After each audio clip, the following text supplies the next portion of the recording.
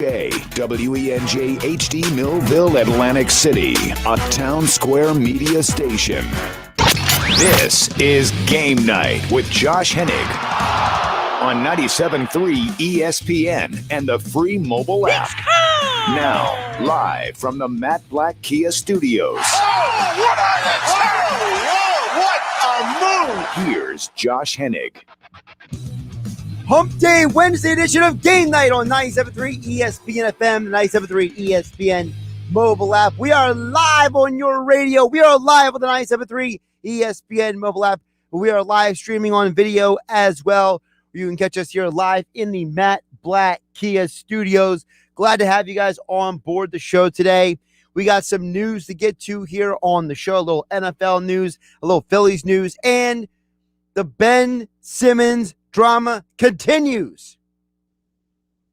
We're in the middle of football season, but the Ben Simmons saga continues to hover over us like a dark cloud on a day that you're waiting for it to rain, and the humidity just sits on your face like a blanket. Also, it's a Weinberg Wednesday. Dave Weinberg will join us coming up at 6:20 p.m.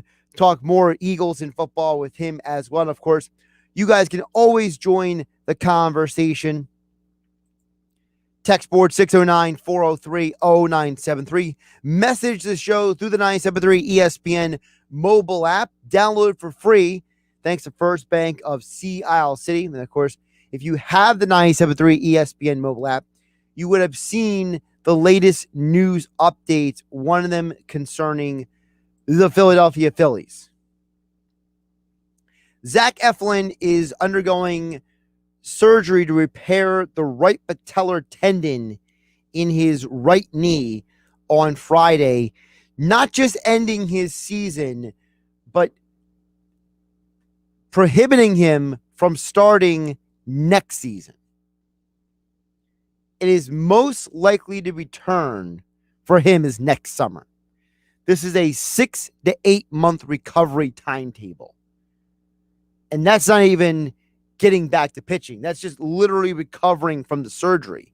As you know, if you are a right-handed pitcher and they're repairing your right knee, the right knee is the knee that you drive off of as a right-handed pitcher. So as a result, I think it's fair to say that we may not see Zach Eflin again until next summer. Probably more likely July. So definitely not great news for the Phillies, who were hoping that they would at least get Eflin back for some sort of something. You know what I mean? You were hoping that, down the stretch, you'd get this guy back in your lineup. You get him back on the field, and you'd be in a position to go out there and run with him. And now, nope, nada. Not happening. So, definitely some disappointing news on the Phillies front as they were completely blasted last night. They crushed the Brewers on Monday. They crushed the Brewers when they sent their best pitcher to the mound. They send maybe their fourth or fifth best pitcher last night. They get dominated. They lose. And as I told Mike Gill earlier on the Sports Bash, the reason why tonight's an important game is because tonight you have Kyle Gibson pitching. Kyle Gibson is one of the guys you acquired at the deadline. You acquired him for games like this. You got him to win games like this, to make sure you had a chance to make the postseason. Tonight is a game you need to win to prove yourself. Let's be realistic. The Phillies have done a very poor job at putting themselves in a position to be believed in. And if I'm a Phillies fan who is wondering whether I should stay on or get off of the train, I'm only staying on just because I have no other choice right now. I don't even know where I would get off on this on this comeback tour. So, Phillies going to the GameNight. Kyle Gibson going for the Phillies. Zach Eflin done for the year. So that's your little Phillies news update. More details on the Eflin injury. Go to 973ESPN.com or download the 973 ESPN mobile app. Also, Eagles came out with their first injury report of the season. And there's nothing overly concerning about the list, but it was definitely interesting. Because on the same day that Darius Slay told the media that the expectation is that Rodney McLeod might not be able to play this Sunday. Rodney McLeod gets listed as a limited participant. So Brandon Brooks, Landon Dickerson, Rodney McLeod, Davion Taylor were all listed as limited participants. 3 of them obviously have knee issues. Davion Taylor with the calf. So there is a shade of good news for the Eagles, as at least nobody is not practicing altogether. Guys are at least on the field doing something. But as I told all of you last week here on 97.3 ESPN, when I saw that picture of Rodney McLeod with the massive knee brace on his knee, my first instinct was to wonder if he will play this Sunday. Because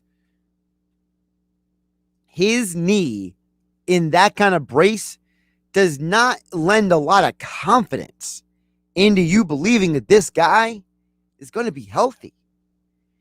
You have no confidence if you are just an outside looking in Eagles fan or Eagles, media members such as myself, who's looking at these pictures, looking at this video footage.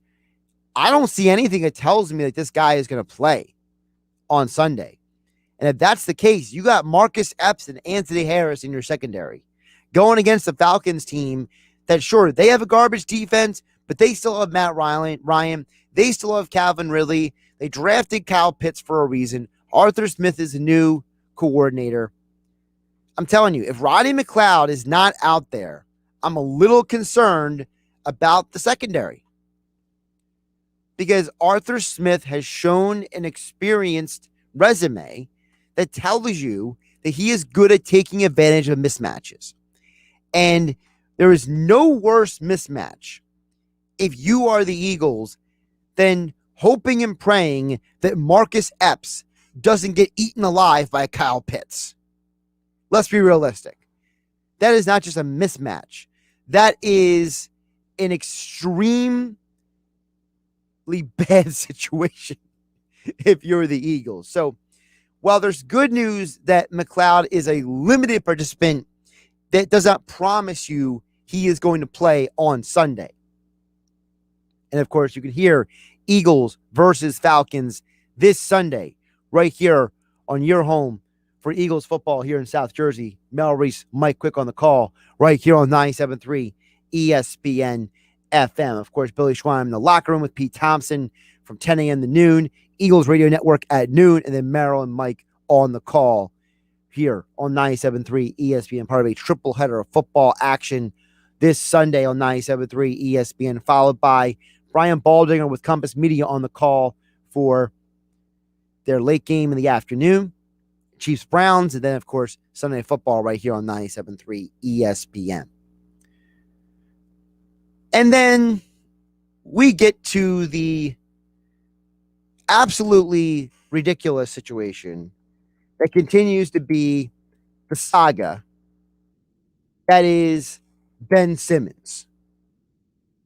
And as I mentioned to you all before, the fact that we still got to talk about this in the middle of football season, and this just keeps hanging around like an ugly dark cloud that just won't rain and a blanket of humidity sitting on your face, making you feel like you can't breathe. That's what this Ben Simmons drama is. So now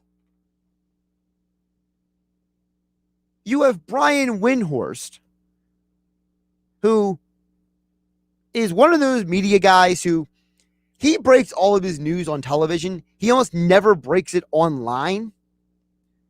So I'm grateful that we don't just have the transcript of what Windhorst said, but for the beauty of social media. One of the good things about social media is that we do have the audio of what Windy had to say on ESPN television today about Ben Simmons. And to be honest with you, I had to listen to this twice. This was Brian Windhorst today talking about the Ben Simmons situation. One of the messages that Ben has sent back towards Philly is that it's not his job to fix his trade value. It's not his job to correct his trade value or raise his trade value. That is not something that is on the menu for him. And so with that out there, I don't think he's interested in coming in and trying to change the situation. And one thing that I think is interesting is that his contract is structured in a way that he's going to get half of his money by October 1st. $16.5 million of his $33 million comes before he has to worry about getting fined a single dime for 41 of his games. So he's going to have a war chest and he can just sit this out.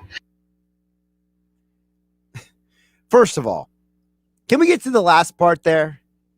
The fact that Ben Simmons is going to be able to just sit on money and take fines.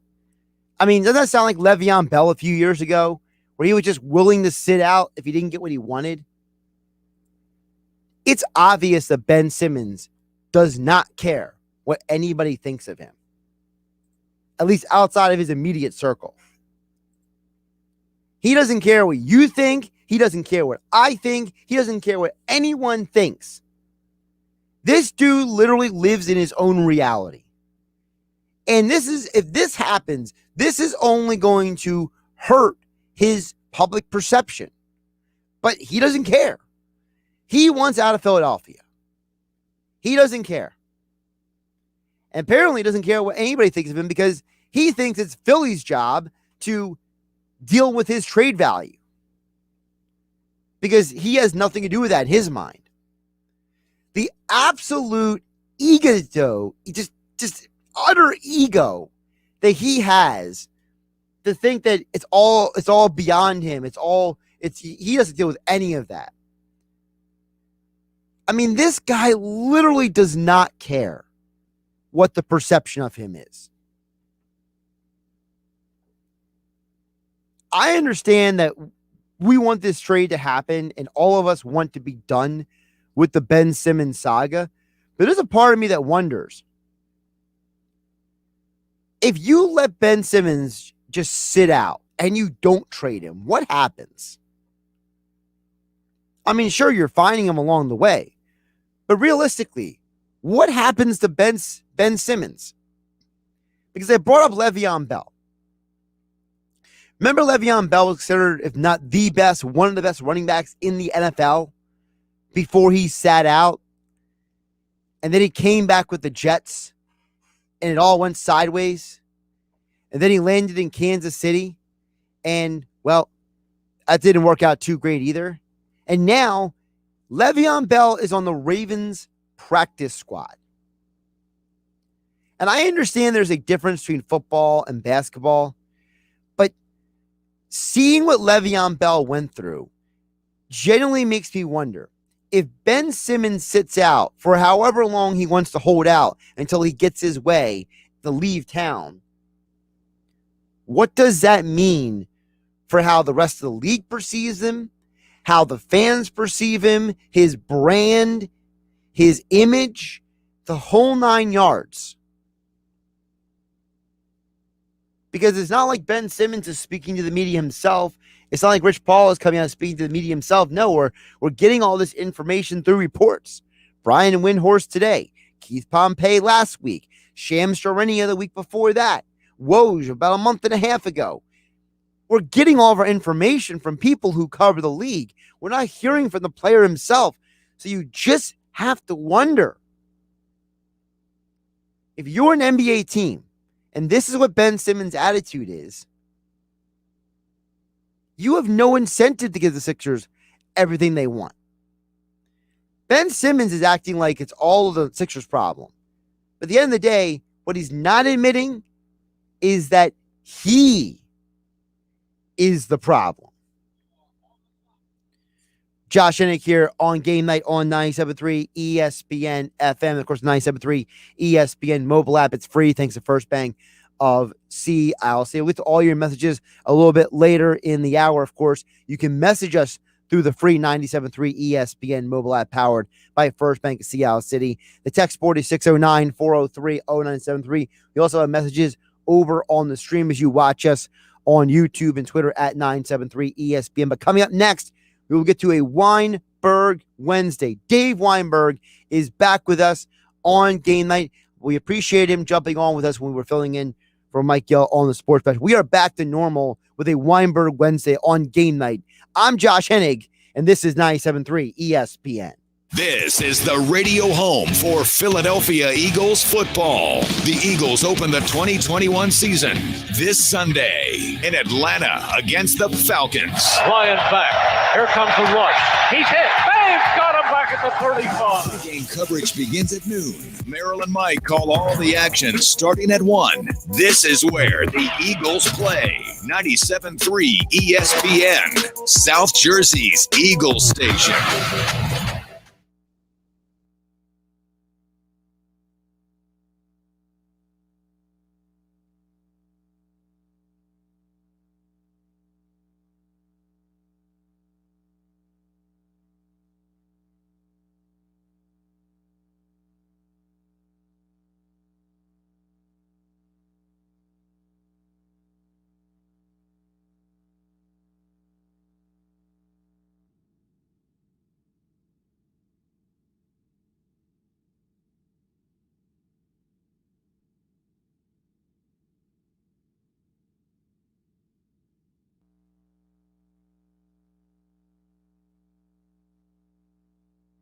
Okay, so you won't believe this. I mean, I sure couldn't. The deals at Kohl's right now, they're epic. I got the cutest fall tops from Sonoma Goods for Life for $10.99. $19.99 sneakers I can wear everywhere. And I picked up a Keurig coffee maker for less than $100. Amazing, right?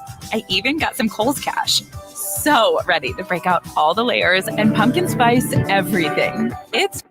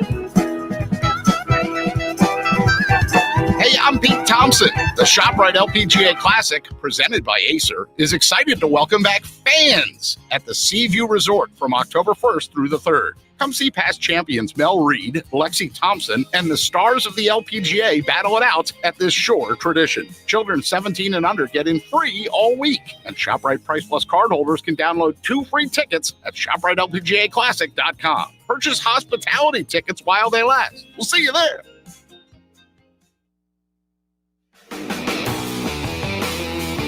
ESPN and the free mobile app. Josh Hennig back here on Game Night on 97.3 ESPN FM and 97.3 ESPN mobile app. Of course, we are live here on your radio, on your phone, online, wherever you want to consume us. 97.3 ESPN FM, the 97.3 ESPN mobile app, powered by First Bank Seattle City. And, of course, joining us as he does each and every Wednesday all year long on the video stream at 973 ESPN on YouTube and Twitter. That is Dave Weinberg for another edition of Weinberg Wednesday here on 97.3 ESPN. Dave, how you doing today? I'm doing well, Josh. How are you? I'm doing pretty good. First, welcome back from your glorious trip down to South Carolina. Oh, thanks very much. You had a lot of fun. It was a good time. So, obviously, this is the time of year that we are really getting ready for football season. Last weekend was the first big weekend of college football. This week leads up to the NFL season. I want to ask you, just big picture, what is a storyline with this football season that stands out to you the most? Oh, boy, that's a tough one. Well, yeah, just from a local standpoint, I guess everybody's interested in how the Eagles are going to do. I mean, the opinions seem to vary from, 3 or 4 wins all the way up to challenging for the division title and maybe even winning a game or two in the playoffs. So, mainly just wondering, what's going to happen with a new coaching staff, some people coming back from injuries, some additions that they've had, a lot of question marks, but there's a lot of strengths. Offensive, defensive line, as we talked about, are as good as it gets. So I'm just anxious and curious to see how it all comes together come Sunday. You mentioned the offensive and defensive lines. Brian Balding was on the Sports Bash with Mike Gill earlier today, and he was very, very, very specific in his praise of what this offensive line should be able to do. He went as far to say that if they're not a top 3 to 5 offensive line, that it's a disappointment. So, what do you think of this offensive line going into this season? Well, potentially very good, but they've been riddled by injuries for a number of years now, and they have to stay healthy, and that's a big question mark. I mean, Lane Johnson's as good as it gets as a right tackle, but he's been battling injuries for the last couple of years. I mean, had a pretty serious ankle injury last year. Brandon Brooks has been the same thing. He's been spent more time on the bench than he has on the field. Jason Kelsey's not getting any younger. And I still think the jury's out on Jordan Mailata. I mean, I know he had a very good preseason and a solid training camp, but there's that lack of experience, and I'm not so sure if it's going to hold up through an entire 16-game season. He had a little bit of inconsistency last year. I thought he had some good games, had some not so good games. So, but I mean, the potential is certainly there for them to be an elite offensive line. With that being said, do you think because there are people out there, you mentioned, they have different opinions about the Eagles this season. I know you do too. Go ahead. well, listen, we all do. But to me, I tend to think that if you have a good offensive line, you can be a good team because that's where the game starts. True. But there's a lot of people out there who all they say is, Jalen Hurts this. They only won 4 games last season. They don't want to factor in the offensive line at all. Why do you think that people who are anti when it comes to the Eagles playing well this year are so intent on not acknowledging what could be with the Eagles offensive and defensive lines? Yeah, that's a good question. I mean, as you know, and as we talked about frequently, it all starts in the trenches. As you mentioned, the Eagles, they've been known to build from the inside out, and they're very gung-ho on making sure that their offensive and defensive lines are the strength and the core of the football team. And I don't really know what the negativity would be. I mean, there are obviously certain question marks outside the offensive line. No one knows if Jalen Hurts is really going to proved to be the leader and the elite quarterback that I think he has the potential to be. Wide receiving core definitely unproven. Still have some question marks up and down the lineup, but would make you wonder if they're going to be very successful this year. However, like you said, with their offensive and defensive lines being pretty solid, very solid, bordering on elite. I think that bodes well for them this season. At least as long as they're healthy, of course. Dave Weinberg joining us here on Game Night for a Weinberg Wednesday here on 97.3 ESPN at Dave Weinberg 19 on Twitter. Dave, I mentioned before you came on, my big concern for this game coming up has been consistently the Rodney McLeod situation. Because I understand, okay, it's limited practice, he's on the field, but that knee brace is a massive knee brace. If you got to have that big of a knee brace on and you're still limited at practice, and then Darius Slay insinuated that he might not be able to go, Rodney, this Sunday, I'm concerned what this Eagles secondary is going to look like without him out there, because I understand Marcus Epps looked good in joint practices, but there's a guy on the other side in Atlanta named Kyle Pitts. And if I had to see Marcus Epps deal with Kyle Pitts, I know who's going to win that matchup, Dave. Right. Same thing with Rodney McLeod for that matter, yeah. Yeah, you're right. I mean, Rodney's not all the way back from that knee injury, and that's a serious matchup problem for the Eagles. When you talk about Kyle Pitts, the rookie from Florida, Philly guy, by the way, I believe. Yep. I wonder if him and Matt Ryan were hanging around in North Wildwood this summer. I don't know, because Matt has a house down here, by the way. Yeah. But anyway, yeah, it's a major concern. That's one of the matchups that they're really going to have to deal with. I don't know who's going to cover Kyle Pitts. I don't know if you move a corner, Darius Slay or Steve Nelson, maybe one of those guys. I don't know, but it's going to be interesting to see what happens there. The other thing is if you take somebody and put them on Pitts, obviously you got to figure out who's going to cover Calvin Ridley, right? Right. How do they shift over for that? And that gets into the question about the Jonathan Gannon defense. We know one thing for sure: the Y9's done. There's no more Jim Schwartz defense here. But the Gannon defense, the Eagles even admitted they were running vanilla stuff in the preseason. They were running vanilla stuff in some of these joint practices. So, there's a lot of question marks in terms of what exactly this defense is going to look like, and they're going to have to do it without being 100%. Right, and if you can't put pressure on Matt Ryan, you're going to lose. That's going to be the whole key to the defense. They have to be able to rattle Matt, force him into some mistakes, make him make some throws he doesn't want to make. But if the front four doesn't get there, and Matt has all day to look for Kyle Pitts and Ridley and what have you, then it's going to be a long day. They absolutely have to put some pressure on him to win this game, I think. Which makes me wonder, Dave, is there a possibility that this game could be just a shootout because of the fact that we know Atlanta's defense is basically a bunch of guys like me running around out there? Yeah, I mean, that's everybody's like pointing to the fact that the Eagles are going to be able to light up the scoreboard. Well, who's to say the Falcons aren't going to do the same thing? Right, exactly. Yeah, I'm not I'm not so sure the Eagles defense is particularly stout.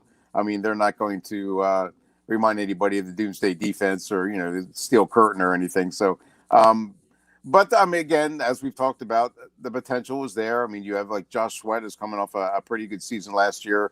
Seems to have really blossomed this season in training camp in the preseason. Plus Fletcher Cox, plus Brandon Graham, what have you. Linebackers seem a little bit better, although that remains to be seen if that's going to translate into the regular season. And everybody talks about Darius Slay being that shutdown corner. I don't think he shut many people down last year. That was just my observation. It seemed like whenever he went up against a big-time receiver, he came out on the short end of it. So there's plenty of challenges that await the Eagles. It's going to be this. I wouldn't be surprised if it's like a 28-24 game or something like that. 28-24. I'm thinking more like 35-30 kind of thing. Honestly, yeah, maybe it could be. Yeah, yeah. That's just me. Dave, with all that being said, obviously, the first week of the NFL season, a lot of questions for a lot of teams. Sure. And I know that for the NFC East overall, a lot of people have a lot of opinions. In fact, if every sports book has the odds plus for every team, all the teams, there's no prohibitive favorite. So how does Dave Weinberg handicap the NFC East this year? Oh boy, I'm pretty much in the same boat as everybody else. I think it's a two-team race between Dallas and Washington. With Dak Prescott back, I think that makes Dallas, the prohibitive favorite probably. Although Washington's defense is just outstanding. I mean, they've got talent up and down the line, and defense can carry you a long way in this league. So if Ryan Fitzpatrick can deliver that Fitz magic that he's been known to do, then maybe Washington pulls it out. But I do think the Giants and the Eagles are a step behind both of those teams. That being said, who's to say that one of those teams doesn't step up too? And everybody's always an injury away from everything turning upside down. But as of now, I would say Dallas and Washington are the teams to beat. I would probably favor the Cowboys just by a smidge. Yeah, I mean, I tend to agree with you, Dave. I feel like those are the two teams. I would just say this about the Giants. I have zero faith in them. Mm-hmm. I feel like their offensive line has not been addressed the entire time Dave Gettleman has been the GM. Mm-hmm. Daniel Jones, I'm still waiting for that moment that we see him take that next step.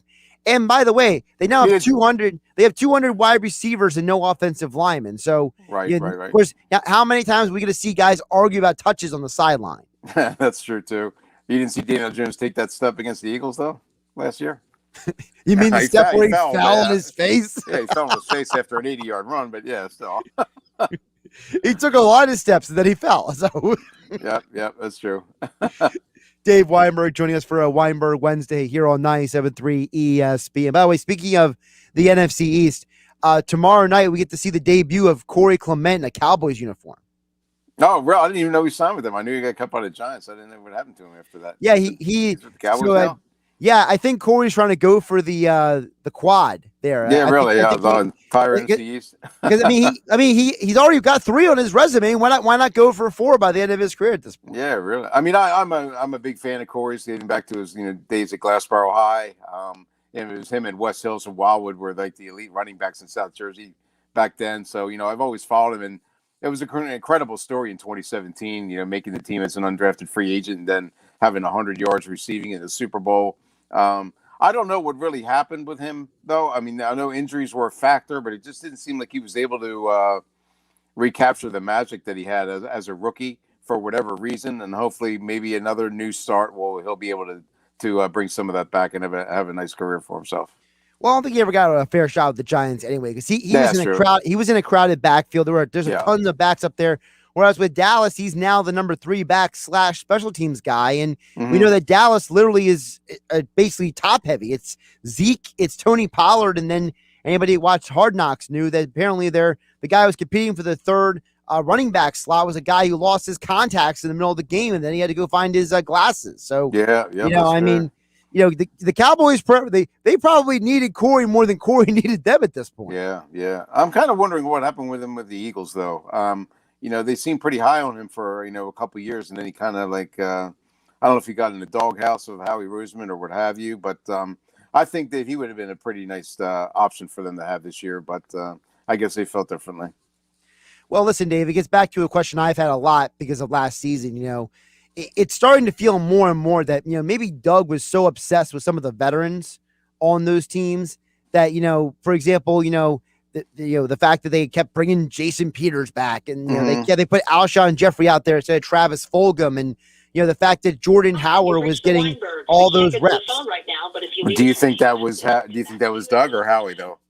That's what I don't know, because Howie turned around at the press conference, remember, back in April, and he said that he's looking forward to the guys they drafted working with the new coaching staff, almost insinuating that, something was wrong with Doug. And, I don't know. Doug a lot of times kept saying how much he loves play calling and how he wouldn't want to do this. He wasn't going to be able to call plays. So there's a part of me that wonders, did Doug love the play calling aspect more than the head coach aspect?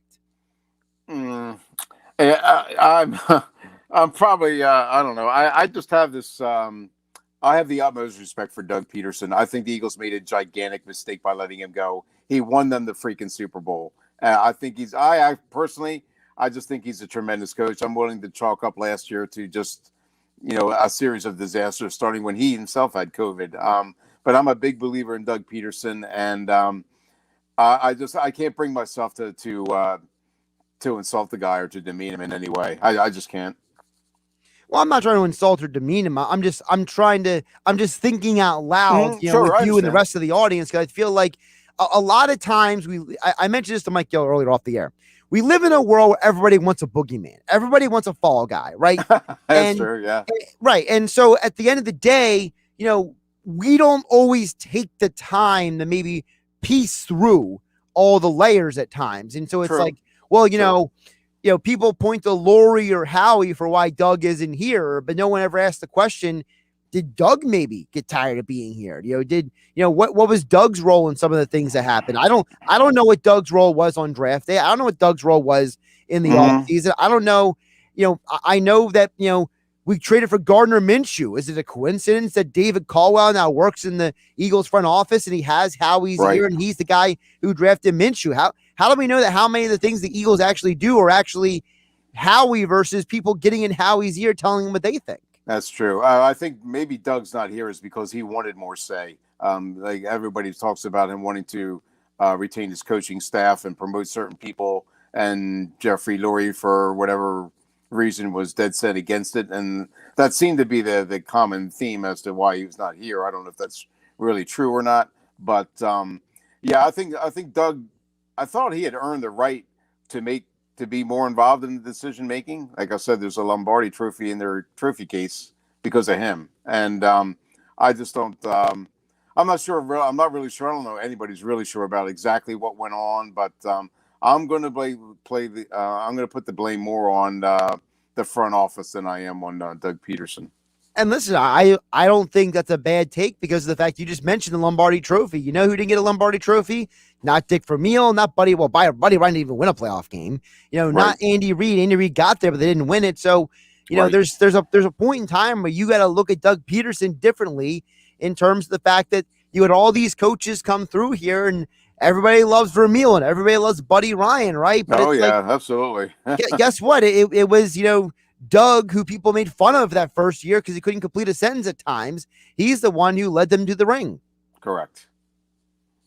Dave, yes, we agree on that. See, well, listen, we try to find common ground here on absolutely GameNight, on 973 ESPN. I can't speak for the rest of the world, but I at least try to be objective here. There you go. Dave, before I let you go, two more things. One, I got to admit, I was not fully sure who Patrick Cantley was before this past weekend. Mm-hmm.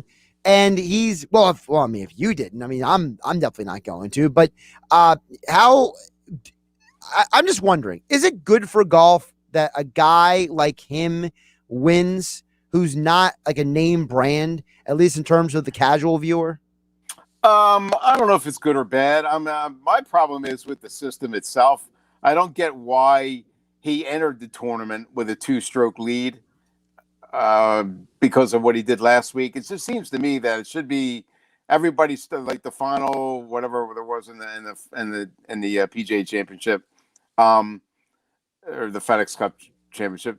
Everybody should be starting on an even playing field in my mind. I don't know why he gets an advantage just because of the point system, what have you, going into the tournament. I don't know if it's good or bad that he won. He deserved it, and most people relate to the Bryson DeChambeaus, I guess, or the Phil Mickelsons or what have you, the more popular guys. But Cantley's very well regarded within the PGA as a top level golfer. He may not be a household name, but he is outstanding, and he proved himself over this past weekend. It's just I'm not getting the ranking system that they use, though. That's my biggest beef with it. Yeah, listen, when I had to spend about 10 minutes of my life figuring out why guys were getting where they were getting with those strokes and everything, that's when I was like, all right, the PGA tried too hard to be the smartest person in the room. Mm-hmm. Yeah, which they've been known to do. Yep, that's the truth. Yeah. And then one more before I let you go, Dave. Your school, App State, very nice win. Go Mountaineers. Go over the first weekend, and they are accountable for one of my 2 losses on the college football season this year. I'm 10-2, and I thought that East Carolina would have a closer game. I thought they'd have a closer game, but I was wrong, and I'm not afraid to admit when I'm wrong on the radio. I wasn't sure that Chase Bryce in his first start with App State would look that good.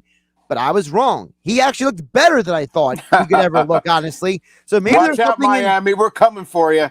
Listen, maybe there's something in the water at App State when it comes to these quarterbacks. They feel like they've had, 3 or 4 guys roll through there in the last 5 years, and they all just sling it. They all just sling it, Dave. There you go. And we're going down to the U this Saturday, and we're going to put another beat down on somebody. Well, be careful. Like that guy, De'Ara King's really good, so. Okay. You're so unfazed. That's great. Dave Weinberg at Dave Weinberg 19 on Twitter. Check out his extra point columns over at 973ESPN.com. Don't forget the podcast Tequila and Touchdowns with Dave Weinberg. He joins us each and every Wednesday here on Game Night for a Weinberg Wednesday here on 97.3 ESPN. Dave, always appreciate you joining the show. We'll catch up next week. Anytime, Josh. Thanks for having me as always. I appreciate it. Josh Hennig here on Game Night on 97.3 ESPN. We'll get to your thoughts and comments on the other side here on 97.3 ESPN FM and the 97.3 ESPN mobile app. It's free. Thanks to First Bank of Sea Isle City.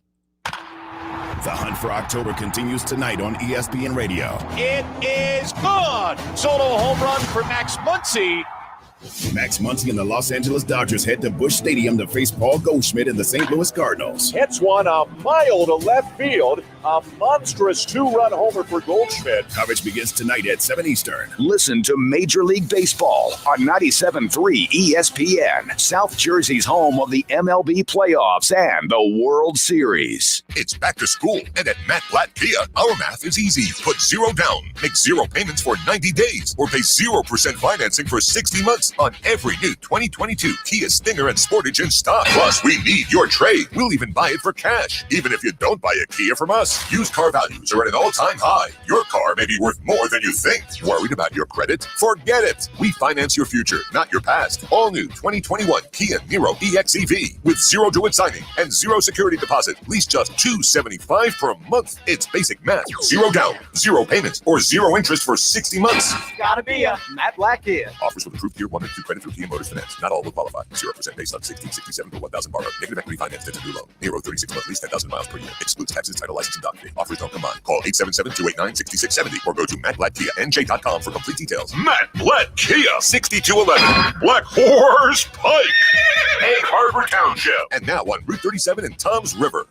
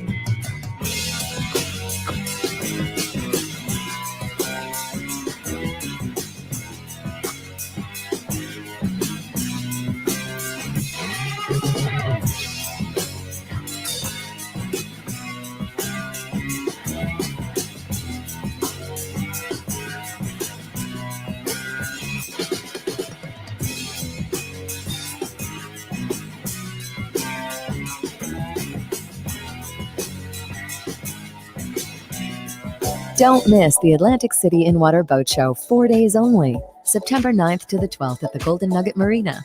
Free self-parking, live entertainment, kids under 12 free. Buy advanced discount tickets at acinwaterboatshow.com. Now, more Game Night with Josh Hennig on 97.3 ESPN and the free mobile app. Josh Hennig back here on Game Night, Wednesday edition here on 97.3 ESPN FM, the 97.3 ESPN mobile app powered by First Bank of Seattle City. Of course, we'll get to all your messages in just a bit here on 97.3 ESPN. A couple more news updates, also some ironic news to get to. Comes college football. But first, the NFL is back, and FanDuel Sportsbook is celebrating with 40-1 odds on any Week 1 game. That's right. New users get 40-1 odds on any Week 1 game. Who doesn't want to win $200 on a $5 bet? New customers get 40-1 odds when you place your first wager because FanDuel Sportsbook is sports betting made simple. Offers like this are just one of the many reasons I love betting football on FanDuel Sportsbook, the #1 rated sportsbook app in America, which is simple to use, unique, fun bet types like same-game parlays and always-on promotions to let you get more action out of every game day. So what are you waiting for? Sign up on FanDuel Sportsbook with promo code Hennig, and you could win $200 on a $5 bet. That's promo code Hennig exclusively on the FanDuel Sportsbook app. Must be 21 or older, play and present in New Jersey. New users only. $10 first deposit required. Must wager in designated offer market. Max bonus $200. Restrictions apply. See full terms at sportsbook.fanduel.com. Gambling problem? Call 1-800-GAMBLER. Of course, we will get to your messages in just a bit. Of course, you can message the show through the 97.3 ESPN mobile app powered by First Bank of Seattle City. Text board is 609-403-0973. And we also have messages over on the YouTube stream at 973 ESPN. Before we get to all that, I got to tell you guys about this story. So I stumbled across this, and I laugh and I cringe simultaneously at this story. So Denny's has officially signed 4 college offensive linemen to name, image, and likeness deals. Denny's has announced the all-pancaker team is the following: Jalen McKenzie of USC, Mark Evans II of University of Arkansas Pine Bluff, Nicholas Pettit-Freire of Ohio State, and Tristan Lee of Clemson. Now, I'm all for these guys getting NIL deals. Listen, I'm a big believer in if you have an opportunity to make money and you're not, if it's legal, you're not hurting anyone, why can't these guys make money on their image like this? So that's not my issue. My issue is this. Did Denny's watch the Clemson-Georgia game over the weekend? Did they not see that Clemson's offensive line got completely destroyed by Georgia's defense? That Tristan Lee himself struggled in that game? It feels like a very dubious timing to announce that one of your all-pancaker team members is a guy who had a very, very rough first game of the season. Should they announce this before week 1 of the season? I get the other 3. The other 3 are legitimate NFL draft prospects. Okay? Especially if anybody hasn't seen Jalen McKenzie at USC, the dude is a physical freak. But it just seems like really bad timing to be like, hey, just days after you played really bad against one of the best teams in the country, we're going to name you to our all-pancaker team. Here's some money. Like money and pancakes is going to make all your worries go away. Oh, my goodness. What a mess. NIL. Gotta love it. All right. let's get to some of your messages here. Of course, we have the text board, 609-403-0973. Dan in EHC chimes in and says, I like the Eagles' recipe on offense, young skill position players, and a veteran offensive line for the most part. Dan, listen, I am not one of these people, and I've said this numerous times. I don't believe that this team is going to be anywhere as bad as some people think it's going to be. I think that every team in football wins and loses in the trenches. And if this offensive line is healthy, if this offensive line goes out there and plays up to the level that we know that they can play, then they're going to be really good. They're going to go out there and have some good performances. I'm not promising you they're going to win the division, but to think this is going to be a team that wins only four games again, I think is ridiculous to me. Because, as Brian Baldinger said earlier, this should be a top-tier offense in the league. Brian Baldinger on the Sports Bash with Mike Gillibert earlier today. If you missed that interview, just follow at 973 ESPN on YouTube to catch all the interviews from the Sports Bash with Mike Gill, as well as yours truly, Josh Hennig, here on Game Night. So, I tend to believe that this team is going to have more success and more continuity than last year's team. Couple more messages here over on the YouTube channel. The 8-Ball, formerly known as the Joe Show, chimes in and says, do you think the dark cloud of Simmons will be a distraction for the Sixers this season? I don't know if it's going to be a distraction, but I do think that it indirectly hurts the Sixers because with Ben Simmons holding out, what you're doing is you have this huge hole in your roster that in theory could be filled by somebody else if you were to trade him. And if you keep holding out for the perfect deal may never come. So it may not be a distraction in terms of the players, but it could be a void that could hurt this team's overall functionality. And it might take them some time to adjust when a trade actually does happen, no matter depending on how long it takes. Jeff Bone and Pookie chimes in, we have a different team every 2 to 3 years. Can't expect anybody to get the best out of anything if we're constantly changing the coaching staff and key position players. Talking about the Eagles. Here's the thing, Jeff. You know, the coaching change, I think, was an extreme circumstance. I think that every report and all the information we have is that the Eagles are a team that was in a very bad situation. And I personally believe that everyone was responsible for it. Like I told Dave Weinberg earlier, everybody wants a boogeyman. I don't think there's a guy who's specifically at fault. I think Jeffrey Lurie's at fault. I think Doug Peterson's at fault. I think Harry Roseman's at fault. I think that there's a lot of people at fault, including some players, for last year's season. And I think this is more of an anomaly than a reflection of what should or is going to happen. I think Jeffrey Lurie wants stability. You saw that with Andy Reid. I think that the Chip Kelly, the Doug Peterson, the Sirianni situation is not the norm. And I think that the Eagles wanted Doug Peterson for a very long time to be here, but there were a multitude of reasons that led to him not being here anymore. And I think that in terms of the turnover of the players, you had to turn over some of them because some of them were getting old. Guys like Alshon Jeffrey, guys like Jason Peters. Some of those guys, you caught lightning in a bottle that championship season because you got guys who were getting older right before they were less productive in their careers. So, thanks everybody for listening. Thanks for chiming in. I'm Josh Hennig. This is Game Night. I'll catch you tomorrow.